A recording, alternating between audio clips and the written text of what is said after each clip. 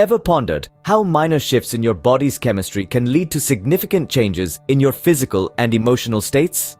Welcome to the fascinating world of the adrenergic system.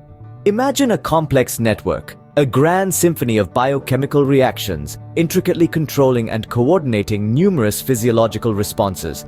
That's the adrenergic system for you. It's an essential part of our body's autonomic nervous system, the part that takes care of things without us having to think about it. From heart rates to blood pressure, from pupil dilation to the fight or flight response, the adrenergic system plays an integral role. Now, what makes this system tick are certain chemicals known as catecholamines. The name might sound a bit technical, but you're more familiar with them than you might think. Ever felt your heart racing when you're excited or nervous? That's adrenaline, one of the key catecholamines at play. Adrenaline, along with noradrenaline and dopamine, form the trio of catecholamines that are crucial to the functioning of the adrenergic system. These catecholamines bind to specific receptors, aptly named adrenergic receptors, triggering a cascade of responses that we experience as changes in our physical or emotional state. When you're running a marathon, it's the adrenergic system that diverts blood to your muscles.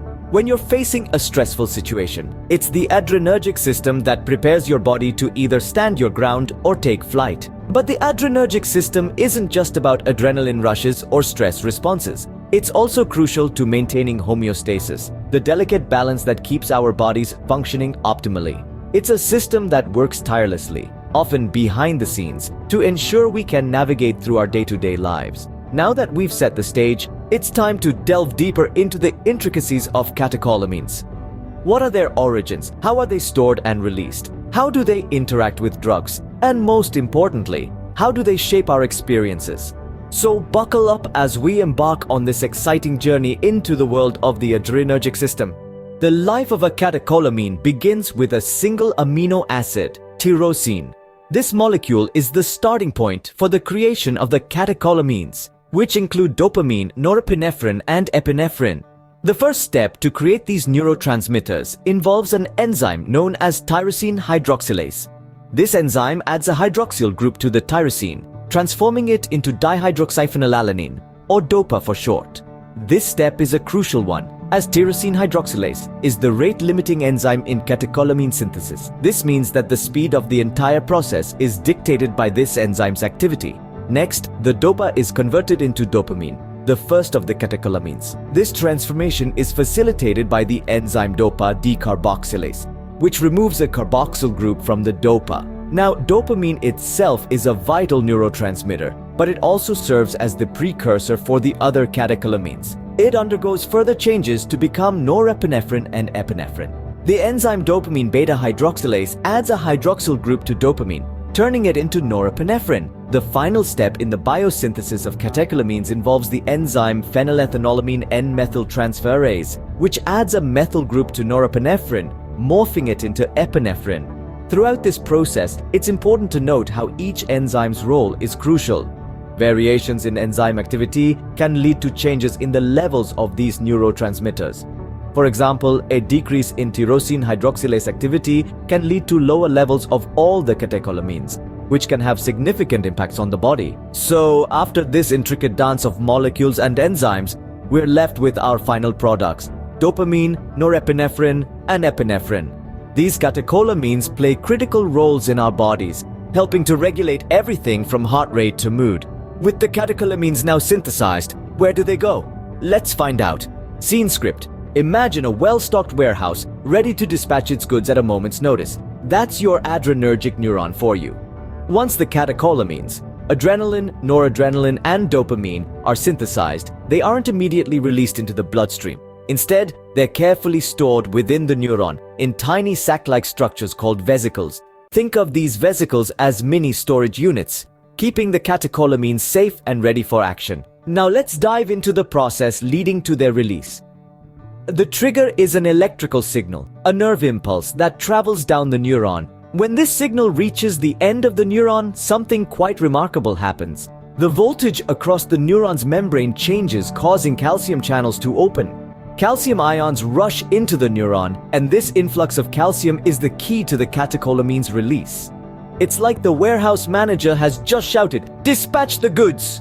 The calcium ions bind to proteins on the vesicles, making them move towards and fuse with the neuron's membrane. This fusion forms a pathway for the catecholamines to exit the neuron and enter the surrounding space. And there they are, the catecholamines, ready to latch onto their specific receptors and get to work. They stimulate the heart, raise the blood pressure, increase the metabolic rate, dilate pupils, and do all sorts of things that prepare the body for fight or flight. But here's the catch. The neuron can't just keep releasing catecholamines indefinitely. It has a limited supply, and it takes time to replenish it. So the neuron needs a way to stop the release when it's no longer needed. And that's where calcium comes back into the picture. The neuron has a system that pumps the calcium ions back out, returning the inside of the neuron to its normal state. As the calcium levels drop, the release of catecholamines stops, like turning off a switch. Now that the catecholamines have done their job, it's time for them to exit the stage. And so, the neuron is ready to start the process all over again when the next signal comes along. In the grand scheme of the body's chemistry, nothing lasts forever, not even our mighty catecholamines. Welcome to the fascinating world of catecholamine metabolism. These potent chemicals, which include adrenaline, noradrenaline, and dopamine, don't linger indefinitely. They are swiftly broken down and removed from the body to maintain a delicate balance. The principal players in this process are two enzymes, monoamine oxidase, or MAO, and catechol O-methyltransferase, also known as COMT. Let's dive right in. These enzymes act as the body's natural cleaners, breaking down catecholamines once they've done their job. MAO, found in nerve terminals, does the initial cleanup.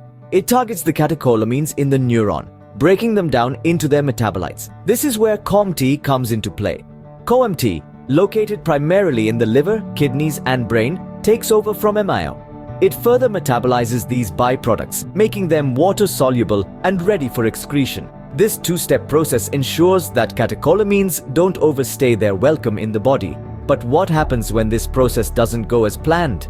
Overactive or underactive enzymes can disrupt the body's equilibrium.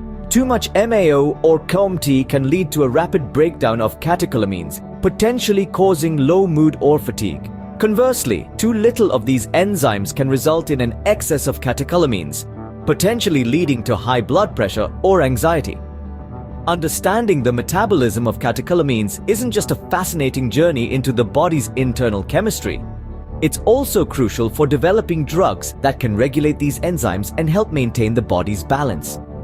For instance, MAO inhibitors are used to treat depression, while COMT inhibitors can help manage Parkinson's disease.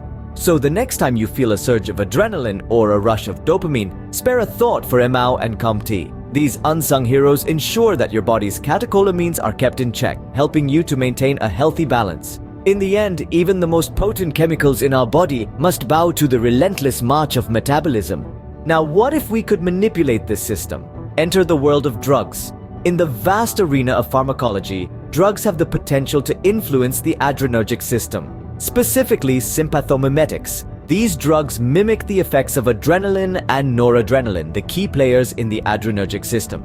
By binding to the same receptors as these catecholamines, sympathomimetics can stimulate the adrenergic system, amplifying its effects.